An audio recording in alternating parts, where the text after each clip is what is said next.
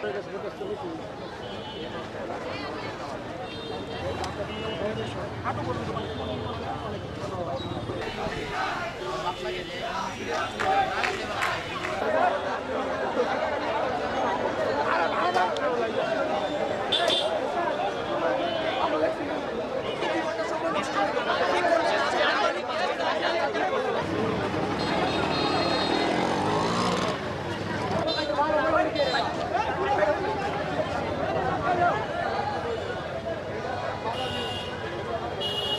আমাদেরকে বলছেন যে আমরা নাকি ফার্মের মুরগি, এবং আমরা বিগত সময়ে আমরা নিউজ চ্যানেলে দেখেছি যে একজন শিক্ষার্থী আত্মহত্যা করেছে পরীক্ষা খারাপ হওয়ার জন্য, এবং আমরা দেখেছি যে শিক্ষার্থীরা বুক সমতুল্য পানি নিয়ে তারা এক্সাম দিয়েছে, এবং মাদ্রাসা বোর্ডে আমরা দেখেছি হাতে ছাতা নিয়ে এক্সাম দিচ্ছে। কেন আমাদের এই দুঃখ কষ্ট সহ্য করতে হবে? উনি এসি রুমের ভিতরে বসে আছে, আমাদের শিক্ষার্থীরা কষ্ট করতেছে, উনি এসব কি করতেছে? সায়েন্সের এবং কমার্সের গুরুত্বপূর্ণ একটি পরীক্ষা একদিন মাত্র বন্ধ, এবং দেশের আবহাওয়া এত খারাপ, ওনার কি চোখে তা পড়ে না?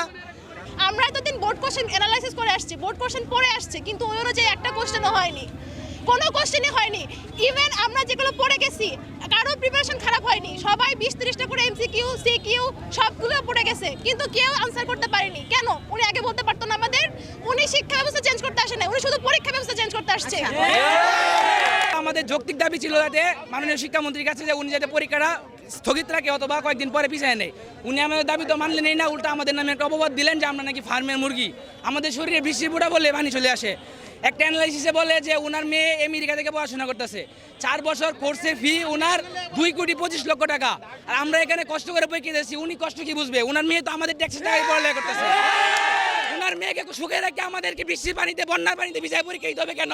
এই অন্যায়ের জন্য, এই কারণের জন্য আমরা দেশ স্বাধীন করা হয়েছে। 1971-এ 24 আন্দোলন করছি আমরা এই জন্য। এমন হইলে আমাদের দাবি একটাই, মিলন শিক্ষামন্ত্রী কেন এই কথা বললো উনি প্রকাশ্যে এসে সবার কাছে জবাবদিহিতা করবে। যদি আমাদের দাবি যৌক্তিক হয়, আমাদের দাবি উনি পদত্যাগ করবে।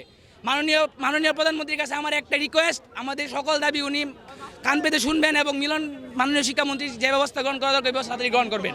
ওনার পর্যাপ্ত বিচার চাই, আমরা শিক্ষামন্ত্রী পদত্যাগ চাই, এবং উনি শিক্ষামন্ত্রী যোগ্যতা রাখেন না, সোজা কথা।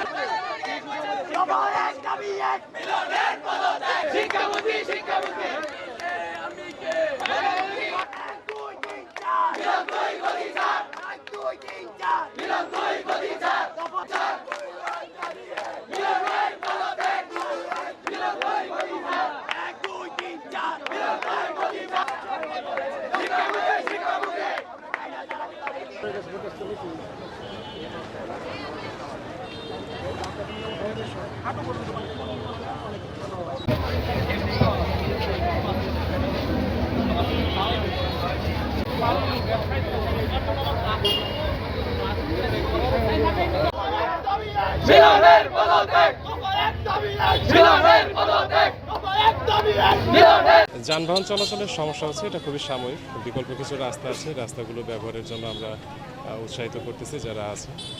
আর হচ্ছে বিভিন্ন শিক্ষা প্রতিষ্ঠান থেকে ছাত্ররা এসেছে, সমবেত হয়েছে, তারা শান্তিপূর্ণভাবে এখনো অবস্থান করছে, এবং হচ্ছে আমাদের যথেষ্ট ফোর্স আমরা মোতায়েন করে রেখেছি আইনশৃঙ্খলা রক্ষা করার জন্য, যেন কোনো ধরনের পরিস্থিতি অবনতি না ঘটে। এটা সাময়িক, আমরা অনেকের সাথে কথা বলেছি, তাদের সাথে কথা বলছি, আমরা আশা করি শান্তিপূর্ণভাবে এটা সমাধান হয়ে যাবে।